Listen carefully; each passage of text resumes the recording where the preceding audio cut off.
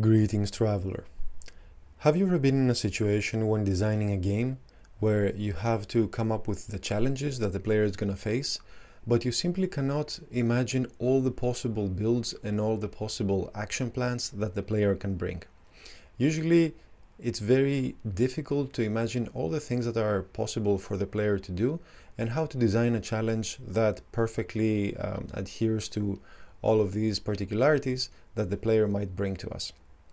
So today what I want to do is give you my easy framework for dealing with this issue. So finding a way to design challenges in a very relaxed and easy way, and at the same time anticipate all the possible player builds and abilities that the player might bring to face this challenge. My name is Xanthos. I've been working in the games industry for over 13 years now, and this is a question that has come to every single project I've ever worked on and I've heard about being developed. So today what I want to do is talk a little bit about the context where this happens and talk about the hard mode of dealing with this, and finally give you my framework that has turned this very difficult, very complicated problem for me into a very simple and straightforward process. So how does this happen? Usually when we start working on a game, we design all these powers and abilities and items that the player can have and so on. And then for the player to use all these abilities, we need to design the challenges that the player needs to overcome. So enemies, puzzles, and so on. The problem happens when we try to anticipate what build the player will bring to any given challenge. And since we like to design complicated, very deep games, there's lots of abilities, lots of player builds, lots of items that the player can use. So how could we possibly design a challenge that can anticipate any given combination of all of the above? Well, it's a difficult question, and certainly in my career, I never heard any organized way of dealing with this from my seniors or from other game designers in the team. The answer I always heard was, well, of course we cannot anticipate every single player build out there or every single player and his particular skill level, so we'll just do what we can, or we'll do our best, or we'll see how it goes. Unfortunately, that's the approach we took with many projects, but that never was satisfying to me, and I thought that we can definitely do better to ensure a better player experience. So the outcome of this kind of approach, where we just let things happen, is that when the player arrives at the challenge, either they have a good mastery of the game and they find the challenge extremely easy, so they get bored with how easy the game is and how not challenging it is. Or we get much more often players who feel that they're not equipped to deal with the challenges, that every single enemy and every single monster feels extremely difficult. They try to use their abilities, but nothing is ever enough. This game is too difficult, they quit. So this is the other extreme, but unfortunately by far the more common one. Finally, the very, very few people that find challenges, or most of the challenges in the game, just right, are the select few who manage to find their way through the game and finish it. But that's unfortunate, because we leave out many people who are interested in the game enough to play it, but unfortunately they didn't have a good time in the game to keep playing it to the end. So that's the hard mode of dealing with it. Basically, leaving it to chance and saying that, we cannot possibly anticipate all player actions, so let's just leave things to chance. Through my research, I found that it's possible to design the system in such a way that not only we have a very firm grasp of the role of all abilities and powers in the game, but also use the same system to design the challenges so that they perfectly match the capabilities of the player. I already made a video on this, on how to distribute player power in game design, so I will link that video in the end and down below. But basically, the gist of it is that Let's say you have a game, and let's say that in that game there's a player character, and that character has a number of abilities and skills and so on. You're going to select the skills that are available in the game based on the theme of the game. So if we're talking about, let's say, a game where you control an archer in a medieval environment, then it follows that the archer uses the bow and arrow to defeat most of the challenges in the game. So you have to think, okay, how does this archer become stronger throughout the game? He picks up better bows, and he crafts better arrows, or he finds better arrows and better arrowheads and better fletchings, and maybe he learns new ways of drawing the bow and new shooting techniques and new ways of staying hidden while he's shooting with the bow. So there's all these things that make sense for this particular character in this setting to slowly get more powerful. It wouldn't make sense, for example, in that sample game for the archer to use a scope or a computer to find his target or to become more powerful, since we said that this is a medieval styled game. So this kind of technology doesn't match the setting. Or if we say that in this game there's no magic and we want to stress this, then it wouldn't make sense for the player to use magic to enhance his power somehow. It would have to come from authentic, more like real based powers. So when we decide these core components for our game, we have a list of what's possible for the player to do. And once we have this list, so quality of the bow, quality of the arrows, of the fletching, and so on, we have a very specific list of what are the possible actions that the player can take. And then we can go ahead and distribute the power that we want to have available to the player to this list of abilities. So this is an example for an archer-based game, but let's widen it a bit and let's think about, most action or RPG style games and what you typically find available for them. And what I'm going to do is show a sample distribution of power over this more generalized model, and then I'm going to talk about how it's possible to map the challenges so that no matter what sort of build or skills or abilities the player brings to every challenge, it's possible to have a challenge that is just right for that kind of player. So let's jump right in. So in this example, we're talking about a typical fantasy RPG, action RPG kind of setting, where the player has a basic attack that he can execute. He has some special skills like weapon skills and special combat techniques and so on. He has some spells. There's items and consumables that the player can use. And finally, there's summons that the player can summon to create various effects. The details of these are not as important for this case as the power that's distributed throughout the system. So an easy way to think about power distribution is, let's say that over a certain amount of time in the game, the player can output, let's say, 100% of his damage. Now, that 100%, where does it come from?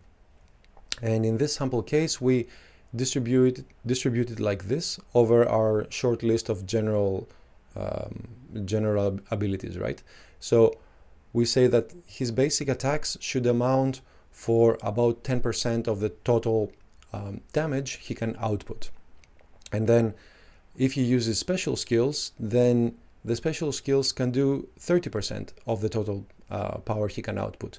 An easy way to think about this is that if the basic attack of the player can do 1 damage, then a special skill would do 3 damage. So keep it super simple and just get an instinctive grasp on this for now. Same for spells. Let's say that properly developed spells have the same potential as special skills. Items and consumables can bring another 20% on top of that. And finally, if the player also uses summons, then that would be an additional 10% in his damage output. Now, over that period of time, the player who has maximally mastered the game can use all of the above to reach his full potential in the game and output the maximum amount of damage for that time frame. Now, of course, that's the absolute maximum case, right? For the player who has completely mastered the game. Of course, most people will not start from this point. Most people will start from the point where they barely can use the basic attacks of the game, so the basic sword swings, or if the game is turn-based, the choosing the right attack for the right enemy, which is again just a sword swing or just a arrow shot and so on. Very simple, nothing special about it. And then they will slowly start going through the list to enhance their abilities. So we have here decided what's possible in the game. For example, something that doesn't exist here is low orbit strike from satellite mega weapon, because we're sticking with the fantasy theme here. So we have magic, we have summons, there is no technology here. So clearly defining what's possible in the game is a very, very good start for many designs. So we have our list, we have distributed power, and then the next part is to think about how we can adjust challenges in the game so that they perfectly match any sort of player, right? Any sort of build or ability combination that the player might bring. So something that you have probably seen before in many games is that there's difficulty levels for games. So when you start a new game, the game asks you, do you want to play it on easy mode or normal or so and so on. So for players, we don't really show how much of their abilities they should be using to clear any given difficulty, but as designers, we have to be very conscious of that instead. So again, there's many ways to tackle this, and these distributions are just samples. So of course, you can use what you feel is good for your game in this case. But going with this sample case, we can make an assumption such that if the player plays the game on easy mode, then they should only need 20% of the resources they have available to them to clear the game. What does that mean? It means that, let's say that the player who is starting the game on easy mode, even though our game offers all of these different abilities and all of these special things that we added in the game, he doesn't need to master all of them just to be able to clear the easy mode. He only needs to master about 20% of all this. So 10%, for example, can come from basic attacks, and then if the player masters half the special skills or half of the potential of spells, then that player should have easily enough grasp on the game's mechanics to clear the easy mode.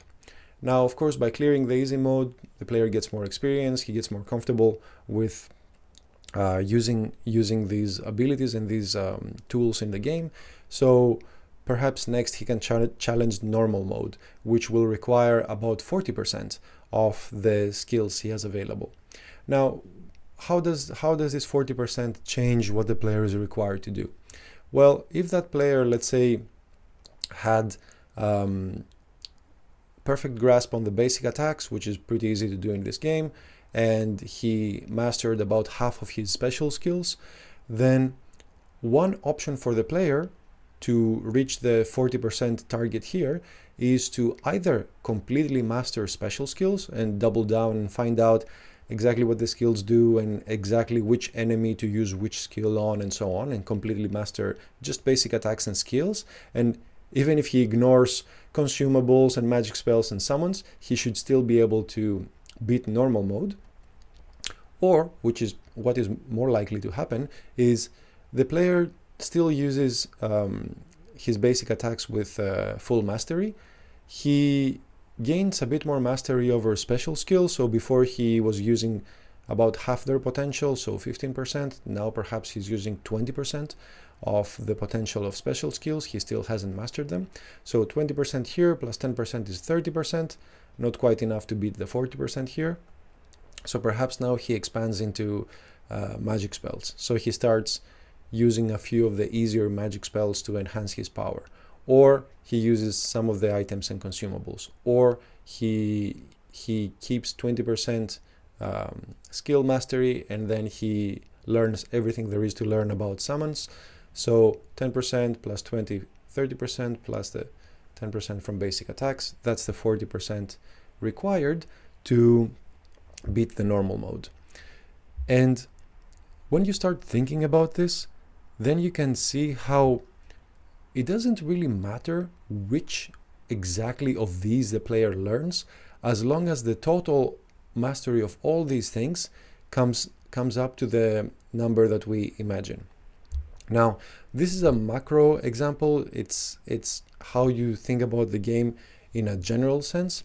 But when you're thinking about every single enemy, then you can put numbers to that encounter and see what is necessary for that player to do. So one example is, let's say that there is an enemy, and for the enemy to beat the player, it takes 10 hits, either over 10 rounds or over 1 minute of combat, or whatever is appropriate for your game.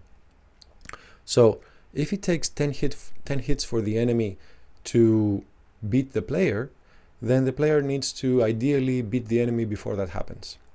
So if the enemy has 100 hit points and the player has all of these available to him, then the player, it doesn't really matter what sort of build the player does, but the combination of all these things that the player uses should output enough damage to beat the 100 hit points of the enemy before the enemy deals the 10 hits on the player to defeat the player. So again, this damage can come from skills that the player uses, it can come from basic attacks, it can come from spells or summons or whatever. Every player is free to do their own build and use the tools they feel comfortable with. But when they do, no matter what combination they use, you can use the same percentage here on a single encounter or a single enemy to get a qualitative feel of what the player is expected to do.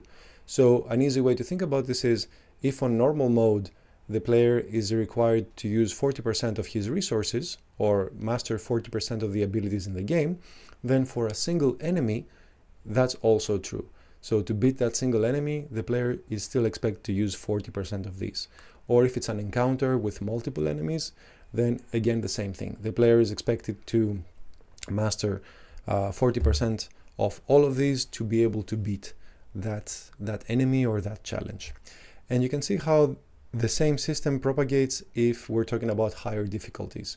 So you need 60% to beat hard in our sample game here, 80% to beat very hard difficulty, and perhaps 95% of all of these to beat legendary. And this 95% here is on purpose because you can never quite assume that the player needs 100% mastery to beat the hardest difficulty. Because even if there's a very, very expert player, there's still some small part of the game that they haven't discovered, or it hasn't clicked in their mind that you can combine these two things to greater effect. We should always allow for some breathing space for the player when dealing with challenges. If the game expects perfection every single second of gameplay, that is usually pretty stressful, and it's not so much fun for most people, even if they're playing on legendary or the maximum difficulty. So still, this is absolutely the maximum. A lot of games shift these numbers one category up. So to beat easy mode, you only need maybe 5% of all the skills, and to beat legendary mode, you need 80% of all skills. This is a more sensible choice. It's going to make the game feel more relaxed and more rewarding. So this is something to keep in mind in the long run. So basically, that's the easy way of thinking about this. This also gives you a way to do a mathematical breakdown of 1 versus 1 player combat given these abilities here, and see what is exactly expected from the player. And of course, These are all on the assumption level. This is all on the design level. And it's only half of the equation, right? So this is what we design the game to be like, but then we need to have the metrics and the real life observations to make sure that when real players face these challenges with the assumed builds and power level, they manage to beat them. So that means basically that if we made this assumption that the player only using, for example, 20% of his capabilities can beat an easy enemy or the game on easy mode, that is actually true. So we need to observe real players playing the game for real, using that much power level to beat these challenges. If we observe this and we see that the game is indeed too difficult or too easy, or to beat easy mode actually the player needed to use like 50% of their powers to just barely be able to finish it, then we know that we have tuned the game too hard, and we need to relax it a little bit on the required effort on the player side. Anyway, I think this helps shed some light on the on this designing challenge situation. It's a very tough problem to solve, and once you start going into the discussion about the builds and what each player is good with and so on, it's an endless discussion. And of course, for video games, you cannot design one version of the video game for every single player out there. Unfortunately, we just don't have the resources to do that. But even if we're not talking about video games and we're talking about something like Dungeons and Dragons, where the dungeon master is free to design whatever combat encounter he wants, even there you cannot think of all possible actions that the players could take. Instead, if you think about it on the axis of resources available versus requirements to beat a given challenge, then you can make some assumptions about how the fight is going to go, and then when you conduct the game, or when you let players play the video game for real, then you can see if your assumptions were true, and if not, it should be a very obvious thing to adjust the challenge to match your initial design here. So I hope this helps. If you have questions about this, if you would like to see a particular example for a particular situation, I'll be happy to help if I can.